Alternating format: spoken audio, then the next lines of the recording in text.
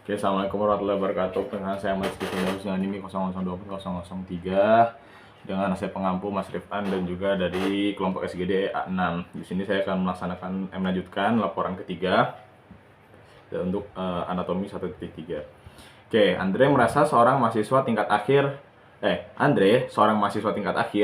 merasa tidak nyaman setelah mengonsumsi makanan cepat saji selama sebulan penuh karena kesibukan menyelesaikan skripsi. Ia sering mengalami perut kembung, rasa tidak nyaman di bagian bawah perut, dan gangguan buang air besar. Dalam obrolan dengan kampus, Andre mengeluh kepada Anda. Sebagai teman yang baik, jelaskan kepada Anda tentang traktus digestivus inferior. Nah, soalnya ada 3. Jelaskan tentang perbedaan jejunum dan ileum, jelaskan struktur bangunan di kolon, dan jelaskan struktur anatomi yang berhubungan dengan pengeluaran feses gitu. Oke, lanjut aja. Kita jelasin dulu dari yang soal pertama, jejunum etilaum. Jejunum itu dia adalah masuk ke intestinum tenuis setelah duodenum. Jadi setelah duodenum masuk ke jejunum, setelah itu ke ileum. Nah, berdasarkan gambar, jejunum tuh dia yang warna biru, jelas ya karena dia yang duluan. Nah, sedangkan yang ileum tuh dia yang warna oranye. Nah, ini tuh udah dibagi misalkan berdasarkan pembagian 4 regio. Berarti ya sama aja sih, pokoknya yang kanan atas sama kiri atas harus itu masuk yang jejunum, sedangkan yang kanan bawah kiri bawah itu udah ileum gitu. Nah gitu. Nah ini buat tampilannya kalau yang versi realistik. Oke. Ya pokoknya perbedaannya ya kalau dilihat dari sini nggak kelihatan. Ini kan pembagiannya aja. Nah, perbedaannya sebetulnya yang aku tahu cuma satu aja.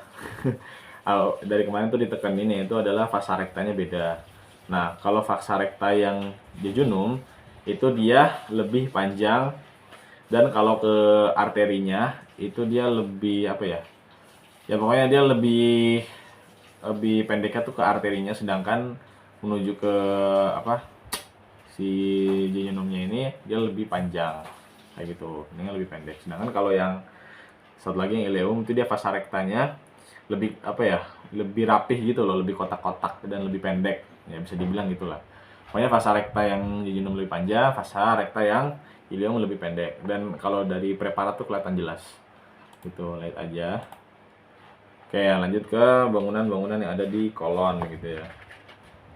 Oh ya, sorry, ini ada beberapa perbedaan yang bisa dijabarin. Kalau dari letaknya, dia tadi kan regionnya umbilicalis, sedangkan yang ileum tuh di bawah cavum abdomen. Tadi kalau di bagian yang 4 regio tadi ya. Terus warnanya merah gelap. Ah iya nih, kalau misalkan di preparat tuh kelihatan, kalau preparat yang masih fresh ya. Dia kelihatan warnanya lebih gelap kalau yang jejunum, sedangkan yang ileum tuh dia lebih pink muda atau lebih kelihatan terang gitu. Terus diameternya lebih gede yang jejunum, ileum tuh lebih kecil. Dindingnya juga jejunum lebih tebal, sedangkan yang ileum tuh lebih tipis.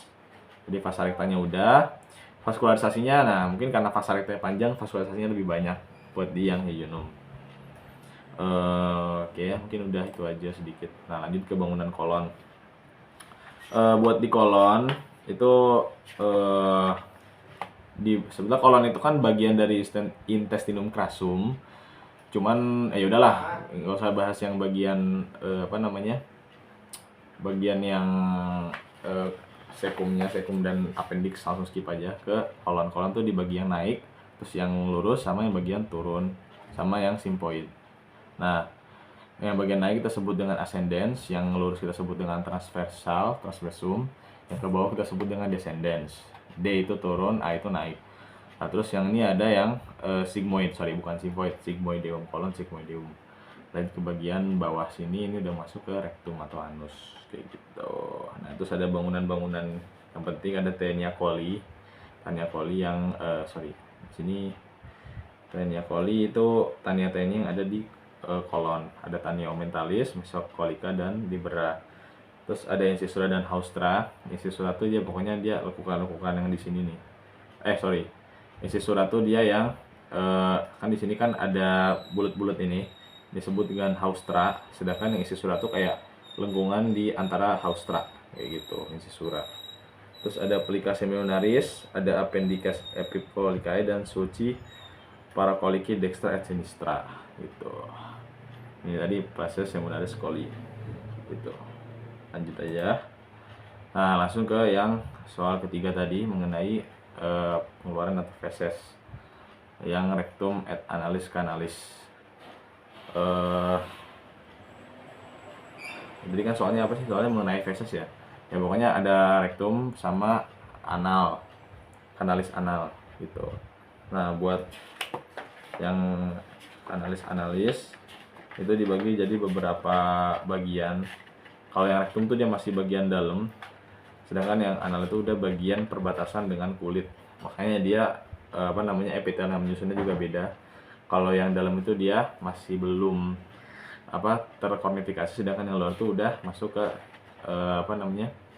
epitel squamous kornifikasi gitu. Nah, terus saya mana tadi?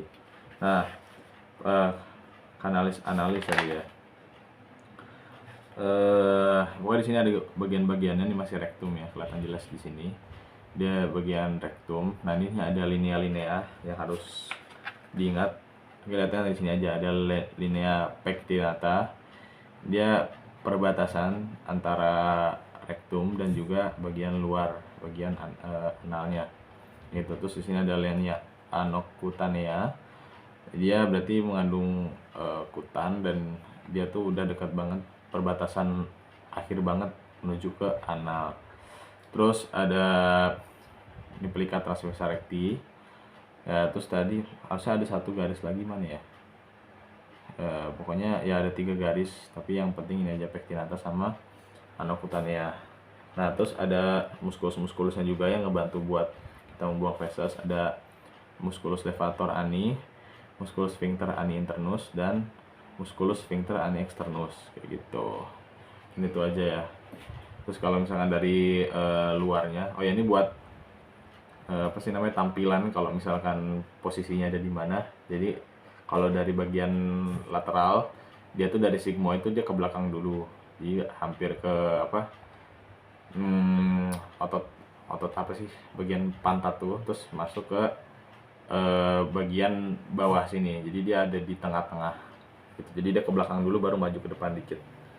Nah, terus ada fleksuranya, flexura peritonealis, ada flexura sacralis gitu ya, lengkungan-lengkungan ini. Oke, itu aja, sekian, terima kasih.